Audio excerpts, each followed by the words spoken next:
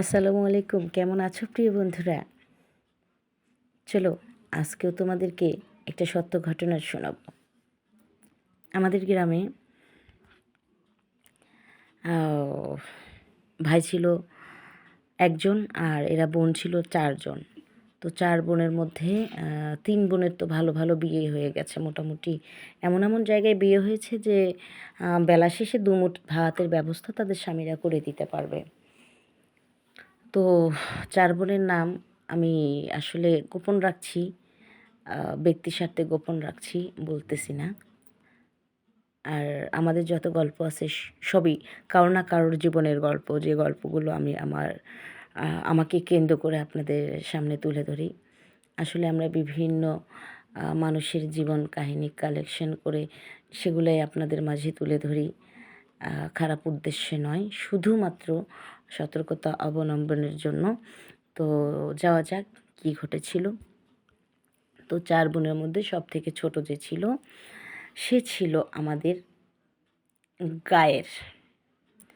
ওকে সবাই বলতো যে গায়ের গায়েরই। ঠিক আছে? তো আসলে ওর ভাইটা যে ছিল সেও মোটামুটি একটা মহিলাকে বিয়ে করে সেটেল হয়ে যায়। তো কামাই রুজি করে ভাইটাও মোটামুটি ভালো একটা পর্যায়ে পৌঁছায় যায়। যাওয়ার পরে ওর ছোট বোনটার আর কেউ কোনো খোঁজই নেয় না। তো গ্রামে মানে একটা বেগুন দিলেও তার সাথে শুয়ে পড়তো, এক পদ চাউল দিলেও তার সাথে শুয়ে পড়তো, এক পা আলু দিলেও তার সাথে শুয়ে পড়তো। এইভাবেই চলছিল তার জীবন। না তো তার জীবনে ছিল কোনো স্বামী, না তো কোনো সন্তান, না তো ছিল মানে কোনো আত্মীয়, না তো কোনো স্বজন। এভাবেই তার জীবন চলছিল। তো গ্রামের মানুষ একবার ক্ষিপ্ত হয়ে তাকে গ্রাম থেকে বের করে দেয়। বের করে দিল, সে ওই অবস্থায় চলে গেল শহরে।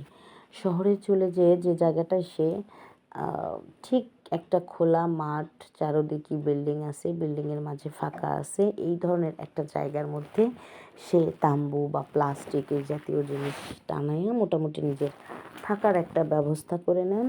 আর মোটামুটি চেয়ে হোক কিছু করে হোক এভাবেই তার জীবন জীবিকা চলাইতে থাকে সে। চালাইতে ঠিক ওই জায়গায় একই কাজ তার।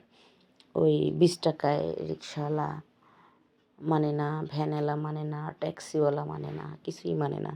১০ টাকা দিলেও শুয়ে পড়ছে তার সঙ্গে, ২০ টাকা দিলেও শুয়ে পড়ছে। মোটামুটি এই অবস্থা করে ওই জায়গাটা সম্পূর্ণরূপে একটা মানে নিকৃষ্ট জায়গায় পরিণত করে দেয় সে। তো এই বিষয়টা আশেপাশে যে যারা ভালো ভালো মানুষ আছেন বা যাদের স্ট্যাটাস আছে এই ধরনের মানুষ টের পেয়ে যায়। তো যাওয়ার পরে ওই জায়গা থেকেও তাকে উচ্ছেদ করে দেয়া হয়। উচ্ছেদ করে দেওয়ার পর সে পুনরায় অনেকগুলো বছর পর আবার গ্রামে যান। গ্রামে যাওয়ার পর তো এক লোক মুখে তাকে নাকি বিয়ে করছে। কোনো কাবিন হয় নাই, কিছুই হয় নাই, তেমন কিচ্ছু না।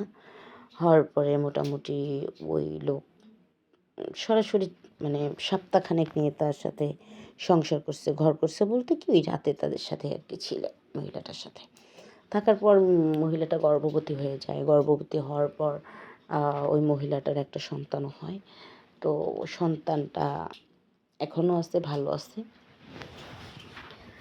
সন্তানটার বাবার নাম ওই লোকটার নাম দিতে যায়, তখন সে বাধা দেয় বলে যে আসলে তো আমার সন্তান না, কেন বলবা, আসলে তুমি তো একজন বাজে মহিলা ছিলা, খারাপ মহিলা ছিলা, তুমি যে কতজনের সঙ্গে কত কী করেছো, তাদের কার কাছ থেকে কার ওরস থেকে এটা চলে এসেছে, আমার নাম দিয়ে বাঁচতে যাচ্ছ। পরে এই বলে তো মহিলাকে কথাবার্তা বলার পর আসলে চারদিক থেকে ভাবতে গেলে বাচ্চাটার জীবনটাই পুরো নষ্ট হয়ে যায়, তাই না? তো এই বিষয়টা বিবেচনায় এনে মানবতার অবস্থান থেকে সবাই বিবেচনা করে সেই লোকটাকে বলা হয় যে আপনি তাকে তার পিতার নাম দেন। ব্যাস, কী আসবে যাবে, আপনার তো তেমন কোনো সয় সম্পত্তি নেই যে ওয়ারিশ হিসেবে যে এসে দাঁড়ায় যাবে। তো যাক, লোকটা গ্রামের মুরব্বির কথা মেনে ওই ছেলেটাকে নাম দেয়। মানে পিতৃ পরিচয়টা দেন। যদিও মহিলার সাথে আর কোনো সম্পর্ক নেই, এখনও নেই, বা ওই ছেলেও তাকে বাবা বলতে যায় না, বা সেও ছেলে বলে না, আলাদা আলাদাই তারা। তো তারপরেও হচ্ছে পিতার নামটা আইডিতে বা যেখানে ওই লোকটারই, গ্রামের মানুষ কথাটা বলার পর মুরব্বীরা ওই লোকটা আর কি অ্যাকসেপ্ট করেছে, নাম দিয়েছে। এভাবেই চলতেছিল তার জীবন। চলার পরে তার ছেলে আস্তে আস্তে আস্তে আস্তে অনেক বড় হয়ে যায়। আর মহিলাকে গ্রামের কিছু ভালো ভালো মানুষ মিলে একটা কাজের ব্যবস্থা করে দেয়, যাতে সে মানে খারাপ কাজ থেকে ভালো রাস্তায় ফিরে আসে, এই ধরনের কিছু ব্যবস্থা করে দেয়। কিন্তু কথায় আছে না, চোরা না শোনে ধর্মের কাহিনী। তো এইভাবে করতে করতে তো মহিলা কাজ করবে আর কি, কাজের ওখানে যায়ও পুরো জায়গা পচায় ফেলছে। ওই মানে 1 কেজি চাল দিলেও যাত্রার সাথে শুয়ে পড়ে, 50টা টাকা দিলেও শুয়ে পড়ে, 100 টাকা দিলেও শুয়ে পড়ে, ঠিক আছে? এভাবে কাজের জায়গাটাও নষ্ট হয়ে গেল। তখন মোটামুটি গ্রামের, যেহেতু গ্রামেরই মেয়ে, তাই না? ওকে মানে ভালো করার দায়িত্ব আসলে সবারই ছিল।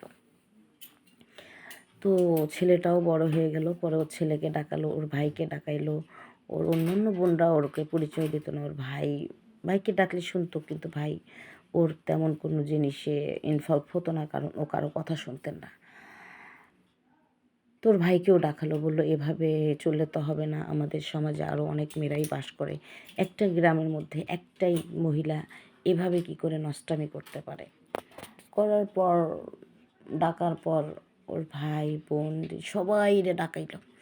ডাকানোর পর মোটামুটি ওর ছেলে ছিল সামনে, তো বললো আপনাদের বোনের দায়িত্ব আপনারা নেন, না নিলে আসলে ওকে আমরা এবার তো গ্রাম থেকে একদম বের করে দিব, কি করবে না করবে কোথায় যাবে সেটা কিন্তু আমরা জানি না। তখন ওর ভাই নাকি বলছে যে আসলে আমি তো দুবেলা ডাল ভাত ওকে খাওয়াইতেই পারি, তো ওকে তো কথা মানাইতে পারি না, যার কারণে হচ্ছে যে আমি এগুলোর মধ্যে যাই না, কি করব আপনারাই বলেন। তো ছেলে গলায় দড়ি দিবে, হাতে দড়ি নিয়ে গাছের মধ্যে দিছে যে মা তুমি ভালো হবা কিনা বলো, আমি তোমাকে কষ্ট করে আয়না খাওয়াবো, ঠিক আছে, আমি উপার্জন করে খাওয়াবো তোমাকে, তুমি বলো তুমি আর এই ধরনের কিছু করবা কিনা। হ্যাঁ, তুমি অনেক কষ্ট করে আমাকে পালন পোষণ করছো, আমি বিশ্বাস করি, আমি মানি। হ্যাঁ, তুমি যেমনই হও আমার মা, তাই আমি তোমাকে বড় কথা বলতে পারবো না, কিছু বলতে পারবো না, প্রয়োজনে আমি দুনিয়া ছেড়ে চলে যাব যদি তুমি এসব না ছাড়ো। তোমার কী চাই? ভাত কাপড়, হ্যাঁ, হাত খরচের টাকা, কী চাই আমি সব দেব। পরে ছেলেদের কথায় মা রাজি হয়ে গেল। রাজি হয়ে যাওয়ার পর ছেলেটা তো কাজ করেই, কইরা মোটামুটি ও এখন জায়গা কিনছে, বাড়ি করছে, তারপরে হচ্ছে বিয়ে করছে, 2টা বাচ্চা হয়েছে ছেলেটার, হ্যাঁ। কিন্তু সব থেকে বড় কথা, ওই ছেলের চোখের আড়ালেও ওর মা এখনও এই ধরনের কাজ, আগে হয়তো পুরো গ্রাম ছড়ায় করে বেড়াইতো, কিন্তু এখন কম, কিন্তু রাতের আধারে করে, কিন্তু করে। আসলে ওর মার তো এখন আর কিছুর অভাব নাই যে এখনও তাকে এই ধরনের কাজ করতে হবে।